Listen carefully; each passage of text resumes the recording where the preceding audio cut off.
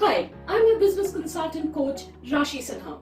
I come with about 20 years of experience in new product launch, new business vertical launch, and business restructuring. My experience has taught me what it takes to create a successful business. I've also learned that small, everyday things go a long way in creating a solid business model. Hence, through my channel, I'm going to share these everyday small tips which you can take back straight into your business and ensure a sturdy business model. If you have a particular question and would want me to talk about a particular topic, please leave it as a comment in the comment section and I would be happy to talk about it in my future episodes. Please like and share if what you hear today adds value. Also, please subscribe to the channel and do not forget to click on the bell icon so that you can receive new notification whenever we post a video. Now over to today's episode. Hello and welcome to Midweek Business Moment. In today's episode, we'll discuss how to start a conversation at events, or more specifically, what are the skills one needs to have to be a better networker and have high recall value. Let me start by sharing a personal experience. Before I started my own firm a few years ago, I was at a senior position in a highly respected and sought after firm. We used to organize many industry-focused on-ground events too. At such a position and place, networking came easy to me. Or so I thought. I generally have a circle of people around me and we would be having discussions on various kinds of subjects related to the industry, products, services, etc.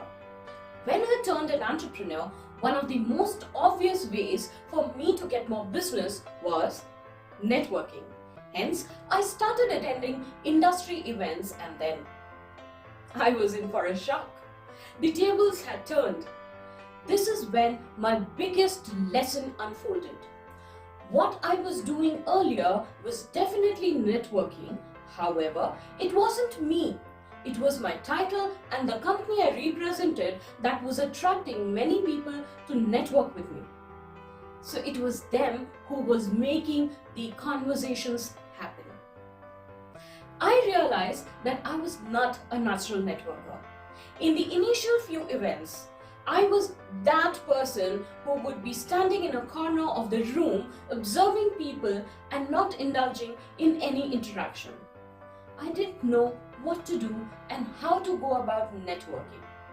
In addition to standing in a corner, I would be wearing a serious expression.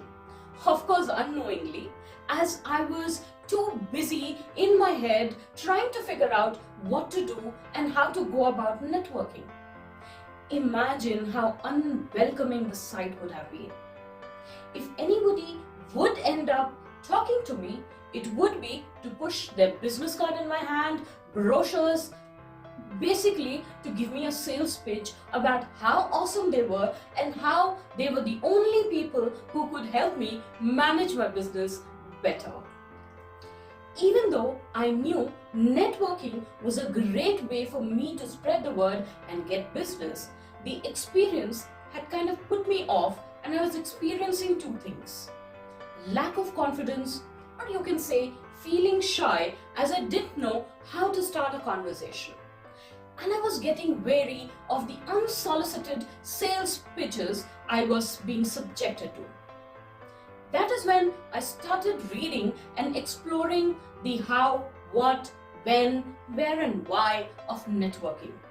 I soon realized that to be a good networker, that is to build my own business through networking, I need to have and exhibit some characteristics. Be a good listener. Everyone appreciates a person who's willing to listen to their story. Having a positive attitude.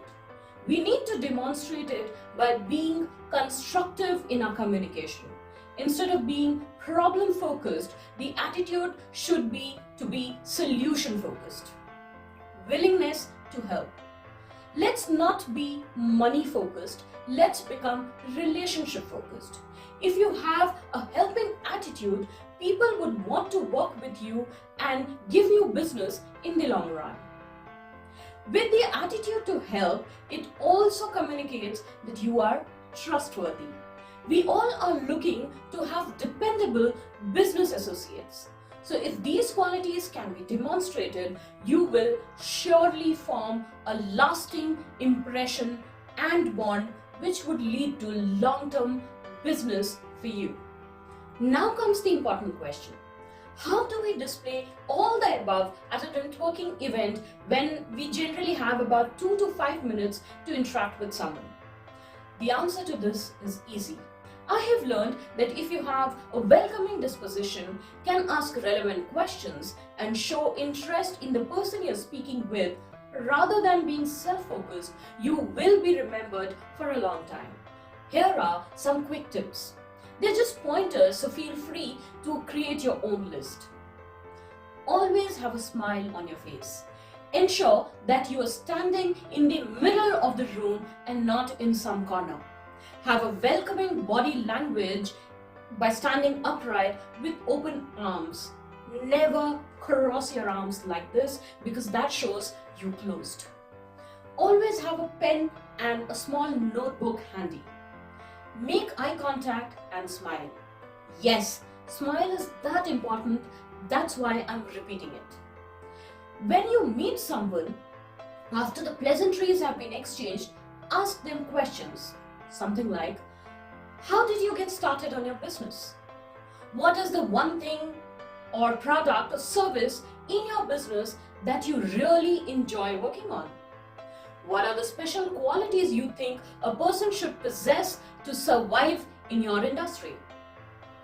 Why are you attending this networking event? What are the other type of networking events that you attend? What is the assistance you need to grow your business? When you ask such questions, you're making the other person feel like a star, feel special. Of course, all these questions, if played well, can be turned around where you could speak about your business too. However, don't push it, and if that doesn't happen, don't lose heart. Your time will come. Once you have spent about 5 minutes with the person, start closing the conversation. This is the time for you to take your notepad, and in case you've forgotten to carry it, use the back of the business card of the person you're speaking with to note down the follow-up points and your call to action. This way, you will remember what was discussed with who. After the event is over, within a day or two, write to the person reminding him or her about the conversation and how the knowledge they shared was of immense value to you. This is the time to seek a meeting with them at their office or at a coffee shop to take the conversation ahead. Do not make a sales pitch.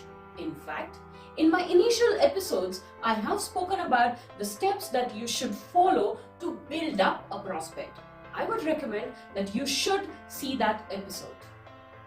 By making the networking conversation about the other person, you've left a lasting impact and demonstrated your willingness to listen. Most important thing is to follow up. When you are asking questions, be genuinely interested in the answers.